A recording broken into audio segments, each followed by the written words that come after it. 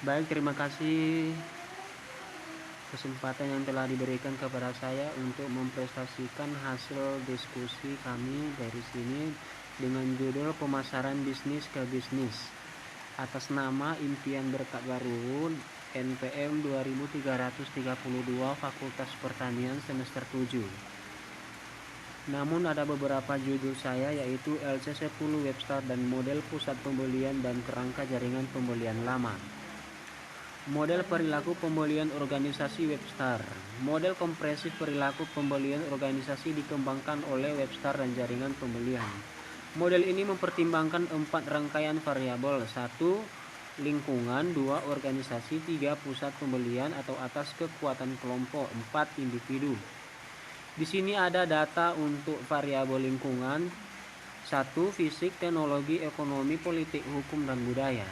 Kedua, variabel organisasi.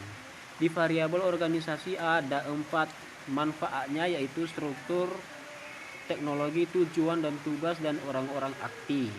Namun ada tujuannya yaitu tempat pembelian itu untuk teknologi, dan untuk struktur pusat pembelian dan tujuan dan tugas tujuannya membeli tugas atau orang-orang aktif tujuannya anggota pusat pembelian. 3. Variabel pusat pembelian. Ada 2 yaitu interaksi antar pribadi, 2 fungsi kelompok, dimensi tugas pembelian dan non tugas. Keempat, variabel individu. Ada 2 macam yaitu kebutuhan dan keinginan. Presesi dan pembelajaran. 4. Proses kebutuhan pembelian. Ada 2 yaitu proses pengambilan keputusan individu, 2 proses pengambilan keputusan kelompok. Namun ada manfaat yaitu keputusan pembelian. Sekarang kita masuk pada tahapan dalam proses pembelian organisasi. Ada 7 yaitu 1. Identifikasi, 2. Gambaran umum kebutuhan, 3. Spesifikasi produk, 4. Pencarian pemasok, 5.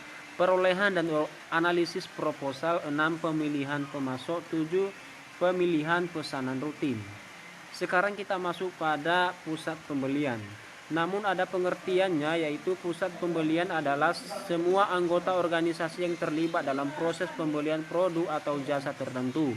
Di sini ada beberapa contohnya, yaitu pusat pembelian. 1. Pemberian pengaruh, 2. Penentu, 3. Pembeli, 4. Penggunaan, 5. Penjaga gerbang, 6. Pemrakarsa. Sekarang kita masuk pada Pemrakarsa yaitu pada awalnya merasakan suatu masalah dan melalui proses pembelian untuk menyelesaikan. R dan D tim lead bank Tata LDT menyadari bahwa mereka memerlukan sistem ERP baru untuk menjaga detail karyawan mereka. Di sini penggagasannya adalah lead bank. Sekarang kita masuk pada pemberian pengaruh. Pemberian pengaruh mempengaruhi keputusan pembelian dengan memberikan informasi teknis atau informasi relevan lainnya atau internal dan eksternal. Manajer HR Tata Ltd harus mendukung wawasan lead bank sehingga HR dapat menjadi pengaruh dalam pembelian ERP baru. Sekarang kita masuk pada pengambilan keputusan. Pengambilan keputusan ini adalah orang yang membuat keputusan pembeli, entah mereka mempunyai kewenangan formal atau tidak untuk melakukannya, bisa jadi pemilik, insinyur, dan bahkan pembeli. CO Tata Ltd adalah orang yang harus menyetujui pembelian ini karena melibatkan investasi besar, jadi dialah penentu dalam pembelian ERP. Sekarang kita masuk pada penjaga gerbang. Namun penjaga gerbang mengontrol informasi yang akan ditinjau oleh anggota kelompok pembelian. Misalnya, pembelian dapat menyaring materi iklan dan bahkan tenaga kerja atau penjual. Terder ERP baru dikelola melalui website sehingga tim website dapat menjadi gatekeeper dalam pembelian ERP. Sekarang pembeli. Pembeli memiliki wewenang formal untuk memilih dan membeli produk atau layanan dan tanggung jawab untuk menerapkan dan mengikuti prosedur pengadaan. Atau Departemen Pembelian Tata Ltd adalah orang yang bertanggung jawab untuk membeli. Jadi mereka adalah pembeli. Sekarang kita masuk pada fungsi pembelian, yaitu tugas baru. 2. Pembelian kembali yang dimodifikasi. 3. Pembelian kembali langsung. Sekarang kita masuk pada pengguna. Pengguna sebenarnya menggunakan produk yang dimaksud bisa jadi pemain mengawur atau pemain utama dalam prosesnya. Karyawan Tata Ltd adalah penggunaan sebenarnya dari ERP baru yang dipasang di perusahaan. 1. Pembelian tugas baru.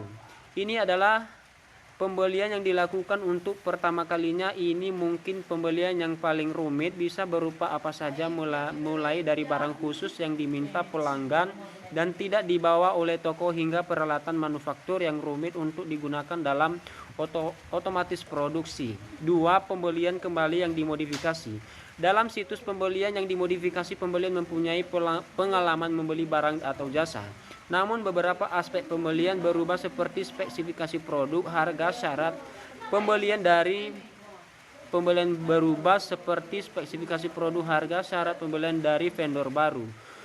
Seorang pembeli mungkin mendapat atau tidak mendapat proposal dari beberapa vendor sebelumnya mengambil keputusan pembelian. 3. Pembelian kembali langsung. Namun dalam situs pembelian kembali langsung, pembelian secara rutin memesan barang dan jasa yang lebih dari vendor yang sama seperti sebelumnya. Barang kebutuhan pokok seperti perlengkapan kantor termasuk dalam kategori pembelian langsung untuk pembeli grosir dan eceran. Sekarang kita masuk pada kerangka jaringan pembeli. Kerangka jaringan pembelian adalah model konseptual umum untuk proses pembelian organisasi. Mereka melihat pembeli ini industri bukan sebagai peristiwa tunggal, namun sebagai proses pengambilan keputusan organisasi di mana banyak individu memutuskan suatu pembelian.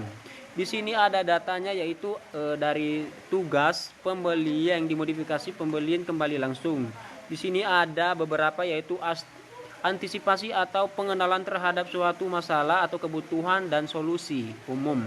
Kedua, penentuan karakteristik dan jumlah barang yang dibutuhkan.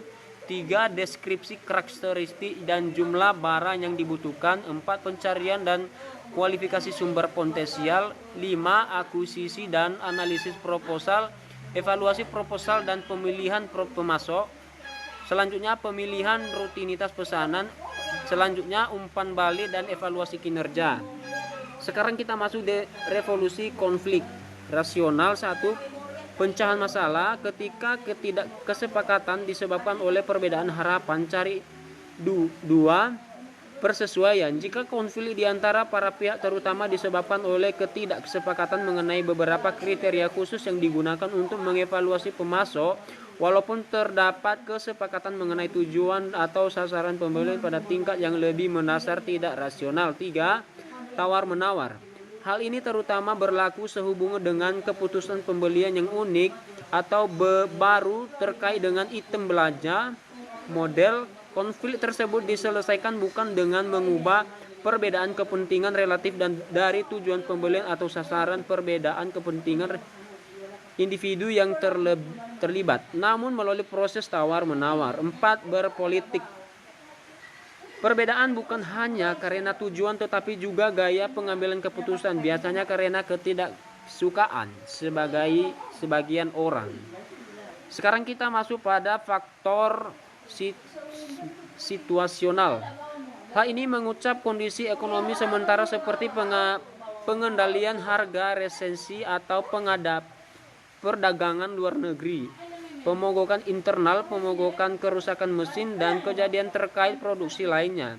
Perubahan organisasi seperti merger atau akuisisi, dan perubahan ad hoc di pasar seperti upaya promosi pengenalan